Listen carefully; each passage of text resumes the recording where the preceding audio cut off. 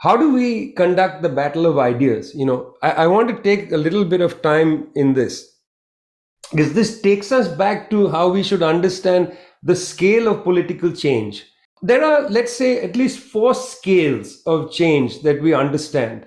The first scale of change is political change. And in a way, I'm using the word easiest advisedly. It's easier than the others. It's the easiest. You can win an election in a country. You can run and you can win an election. You take political power. You can conduct a coup d'etat. You can do all kinds of things and you seize political power. That's the easiest form of so-called political change, where the reins of government come to your hands, or even the reins of various institutions and so on. Political change, that's pretty easy, again, in comparison. The second form of change is a little harder, and that's economic change. If you have political power, it's possible for you to then construct either a fiscal policy or a monetary policy, or have an industrial policy, create a planning policy of one kind or the other. You can move resources around. It's possible for you to have economic changes. It's very possible. Lift the minimum wage, for instance. That's a pretty straightforward policy objective of even a liberal government. Lift the minimum wage, encourage forms of economic activity by subsidizing them, give a floor price, create some tariffs, increase spending on certain sectors and so on. Economic change is pretty possible. It's harder than others, but it's easier than, it's harder than political change, but it's easier than the others that I'm coming to. The third form of change is social change. Here, let's take the issue of gender relations. It's not that difficult here either. It's possible. For instance, you can come in and say, inheritance law, we're going to have, we're going to put forward in our society a referendum on the fact that, the daughters and sons in a family must get equal inheritance. There should not be a gender bias in inheritance. Or you can have a law saying that women can sue for divorce as much as men can. And by the way, you might roll your eyes and say, well, this already is the case in Austria or in Germany. Not the case in many countries in the world. Or an abortion law, for instance, as they had in Argentina recently. You say we're going to have an abortion law. We're going to make abortion legal. That has immense social impact. And so social changes are also possible to legislate, to push through, through government power, or even through social movement power. So these are three forms of change that are pretty easy, political change. And again, by the way, I keep saying easy, but obviously they're difficult, but they are easier than the fourth. Political change, economic change, and then social change. The hardest change is cultural change. It's the hardest. It's actually where the left faces its greatest defeats. And that's where the battle of ideas comes in. What is a cultural change? I mean, listen, let's be honest. We inherit some pretty terrible habits and practices and cultural forms from the past. Marx got it clear, when he wrote, I think it's in the 18 Brumaire, he writes about how the nightmare of the past hangs heavy on the present. I think he's talking about the cultures that we inherit, wretched forms of hierarchy, patriarchy, racism, ethnic differentiation, even forms of disparagement on class lines, certain class cultures, the way people talk is disparaged and so on. I mean, culture is just a wretched place. And we have to really engage some rather hideous things. I remember being in college, I was in college in the late 1980s. All my friends, we were all going to live, these sort of feminist lives, and everybody said, we are not going to reproduce what our parents did, that idea that, women do the cooking and men do the sitting around waiting for the meal to come. We are going to have equal thing, this, that.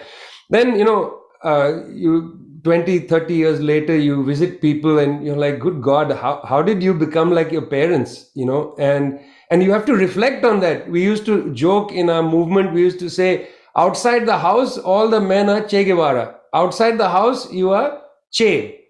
Inside the house, you are Pinochet. Because you are like a dictator, and let's face it, these are serious cultural, like an undertow in the ocean. It sucks you into this thing that, you say, now, oh, I'm a man, I'm in a relationship with a woman, she is pregnant. Well, she's going to have to take time to take care of the child because, biology, she has to give milk, breastfeed, and so on.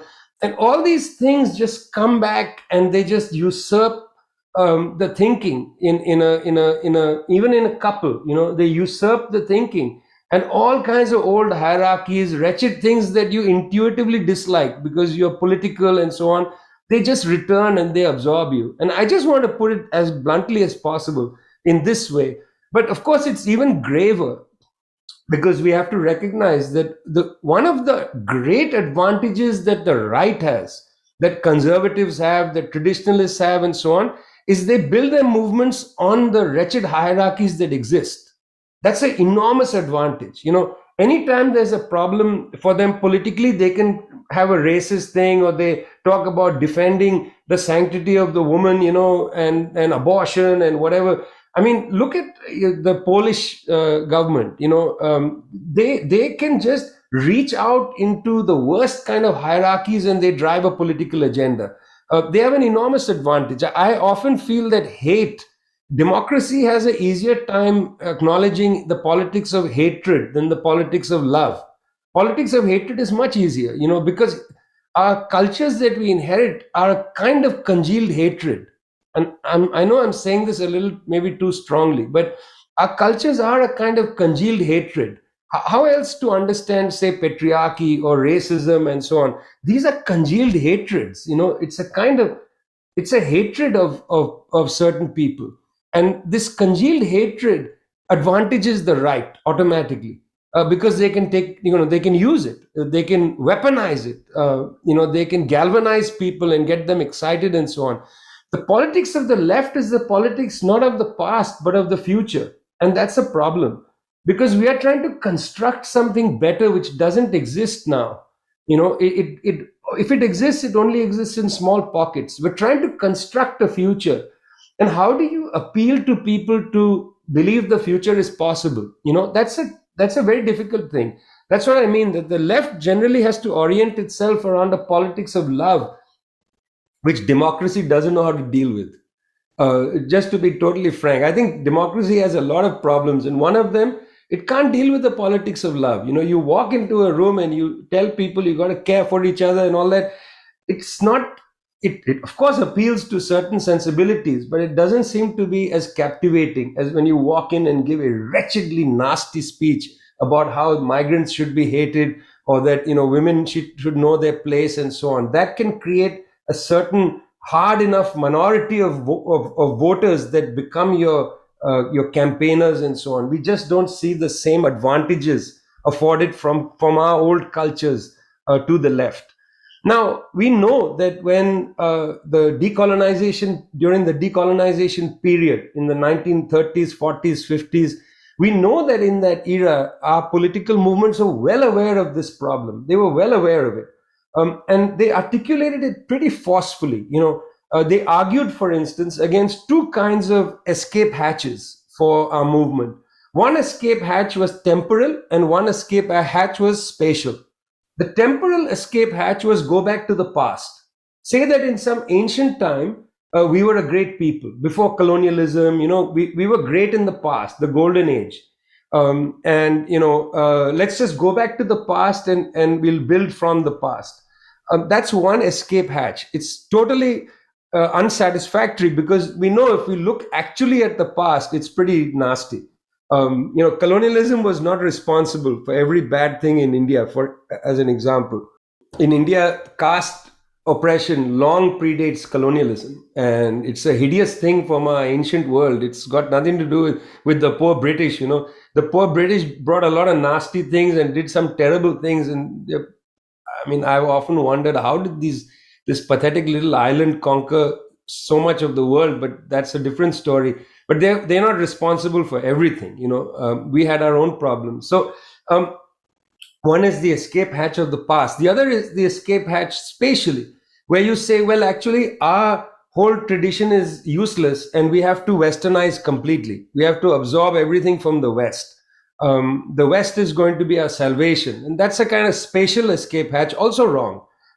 Because it's not, firstly, it's not adequate. You have to deal with your own histories, you have to deal with your own cultures, and so on. The great Leninist communist writer Jose Carlos Mariátegui put it very well. He said, the past is not a destination, it's a resource. We're not trying to go back to the past. We want to draw from the past. We don't need to also, the West is not a destination, it's also a resource.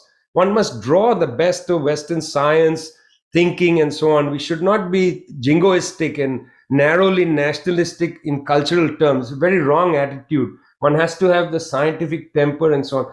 Which is why at the Bandung conference in 1955, and this is very little appreciated, right after, in the final communique, there's a long section on economy, and then the next section is on culture.